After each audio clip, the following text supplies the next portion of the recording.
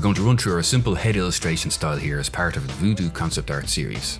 It's a little like a cartoon style, especially as it's pretty quick to put together, but there's a couple of little touches that give it some extra polish.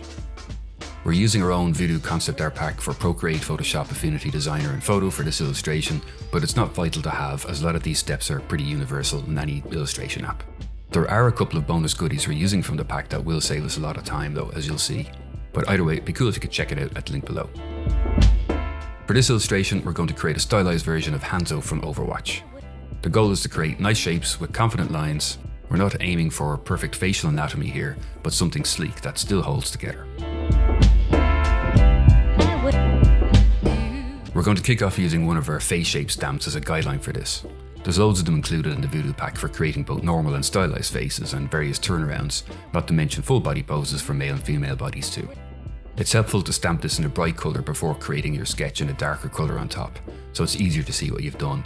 For the sketch, we're following our template fairly closely, just tweaking some of the features a little bit. We wanted the shapes to have a balance between being very angular in places and smooth in others for contrast. You'll see the beard and facial features have sharp angles, while the other parts like the fringe or hair ties, they're more flowing.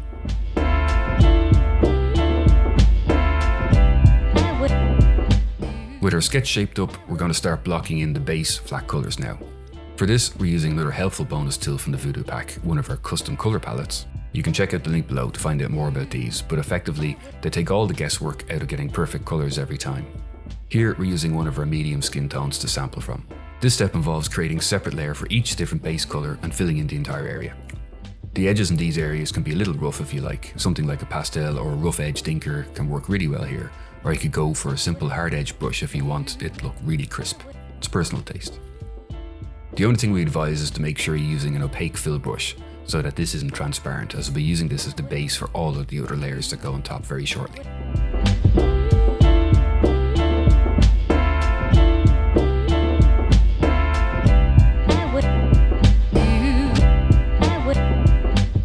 With our base colours done, we can already see that it's starting to hold up well. Make sure to toggle your sketch layer on and off to check everything, as it's easy to miss some things. We're going to add some secondary lines for more details now. The colours for these won't be as strong as the main anchor lines. You'll see these are just slightly different shades of the skin or material colours. And check out the tips video for picking good colour variations below for darker and lighter colours. As well as drawing in these lines, we're also going to use our brush to erase some lines using a layer mask. On the hair layer, we're going to click to add a layer mask. The quick version of this is that anything that's on the layer mask part in white shows what's under it. Anything that's in black hides it. So if we select the layer mask and then paint in black on it, using something like one of our pastel rake brushes, it will hide those parts of the hair. This trick lets you use literally any brush as an eraser. The great thing is, if we're not happy with the results, all we have to do is paint on the layer mask again in white, because it doesn't change the original content that's actually being masked. So it's a license to experiment.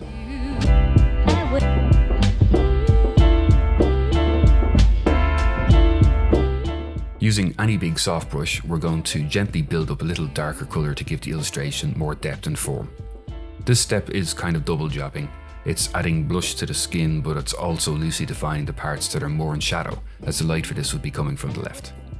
Again, this is quite a stylized style, so we're not going to be super accurate, but it's always a good idea to at least have an idea in your head where your light is coming from, even if you're bending the rules a little bit. Colour picking from our custom colour palette again, we're going to use a lighter skin tone to stroke along where the light hits the face. This really helps bring the face to life.